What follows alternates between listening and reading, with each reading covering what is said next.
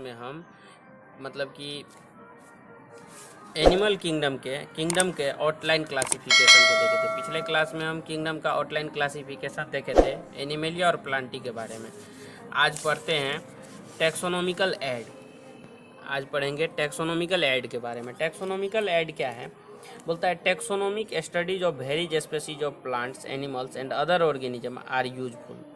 बोलता है कि जो टैक्सोनॉमी के स्टडीज से मतलब अलग अलग प्रकार के एनिमल, प्लांट और अदर ऑर्गेनिज्म का स्टडी करते हैं टैक्सोनॉमी में। ये सब यूजफुल होता है एग्रीकल्चर में, फॉरेस्ट्री में, इंडस्ट्री में और बहुत सारा चीज़ में यूज होता है।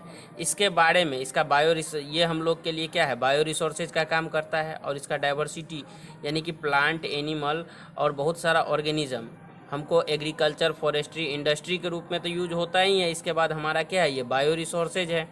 बायो रिसोर्सेज के रूप में हम इसका यूज़ करते हैं। These studies would require correct classification and identification of organism. यानी ये सब जो स्टडी हम करते हैं एग्रीकल्चर, फॉरेस्ट्री, इंडस्ट्री, इस सब के बारे में जो हम मतलब कि जो यूजफुल है उसका स्टडी करते हैं, उसके लिए जो है मतलब कि इससे हमको क्या होता है, उस ऑर्गेनिज्म का करेक्ट क्लासिफिकेशन और आइडेंटिफिकेशन पता चलता है। Biologists have established certain procedure and technique to store and preserve the information as well as specimen।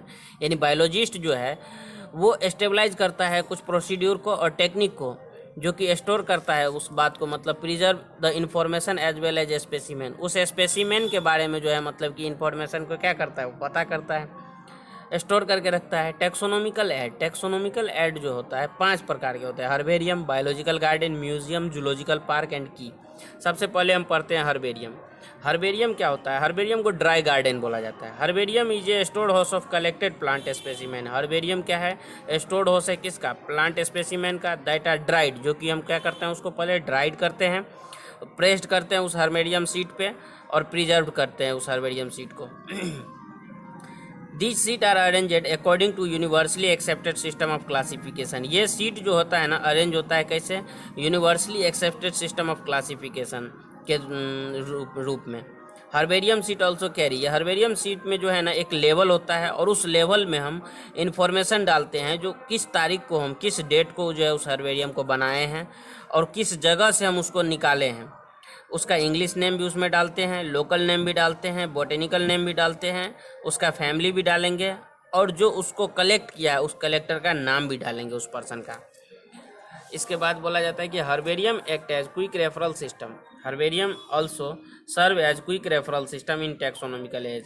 यानी टैक्सोनॉमिकल स्टडीज़ में हर्बेरियम को क्विक रेफरल सिस्टम बोला गया है। क्विक रेफरल सिस्टम का मतलब ये हुआ, अगर हम कहीं पे किसी प्लांट स्पेसिमेन को देखें और उसके बारे में पूरा इन्फॉर्मेशन चाहिए तो उसका पूरा इन्फॉर्मेशन हमको हर्बेरिया से मिल जाता है, इसीलिए उसको क्विक रेफरल सिस्टम बोला जाता है। दूसरा नंबर आता है botanical garden. These specialized garden have collection of living plant for reference. यानी कि बोटेनिकल गार्डन में क्या होता है, ये बोटेनिकल गार्डन में लिविंग प्लांट का कलेक्शन करते हैं, किसके लिए? रेफरेंस के लिए। The famous botanical garden are at Kew. Famous botanical garden क्या है? क्यू, जो कि कहाँ है? इंग्लैंड में।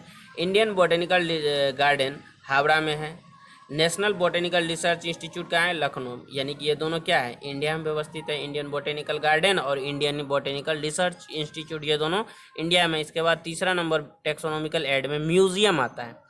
बोलता है biological museum are generally set up in educational institute such as school, colleges. यानी बायोलॉजिकल म्यूजियम जो होता है ना, ये कहाँ होता है? एजुकेशनल इंस्टीट्यूट में, जैसे स्कूल हो गया, कॉलेज हो गया, ये सब जगह पे म्यूजियम होता है। म्यूजियम में जो है ना प्लांट और एनिमल का स्पेसिमेन रखा जाता है, किसके लिए? स्टडी के लिए, रेफरेंस के लिए। मतलब कि स्टडी रेफरेंस के लिए किसको रखते हैं म्यूजियम में? प्लांट और एनिमल के स्पेसिमेन को। Specimen are preserve in the container और jar in preservative solution. Specimen जो है प्रिजर्व किया जाता है किसमें?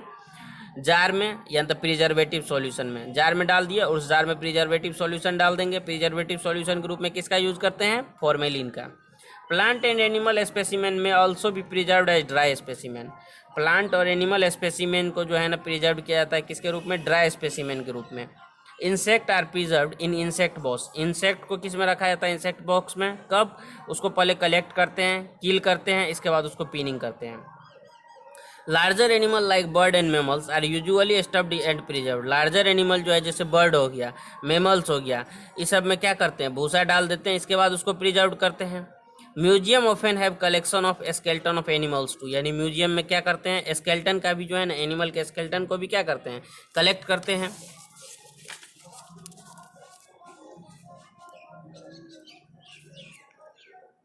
इसके बाद आता है जूलॉजिकल पार्क। बोलता है कि चौथा नंबर आता है हर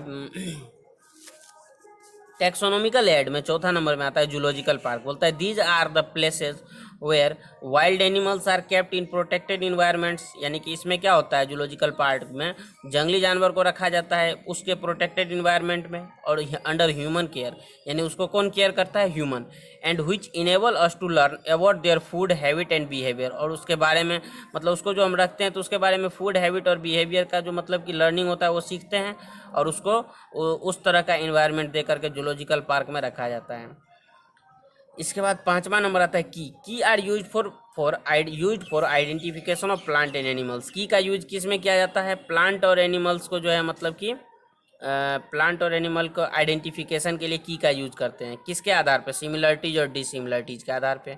the key are based on the contrasting character. Key में जो होता है कंट्रास्टिंग कैरेक्टर हो गया, कंट्रास्टिंग कैरेक्टर का मतलब ये हो गया जैसे हाइट होता है, हाइट का दो गो कंट्रास्टिंग कैरेक्टर हो गया, एक टॉल हो गया एक डवार्फ हो गया, यानी कि उसी प्रकार से जो है अगर बात करें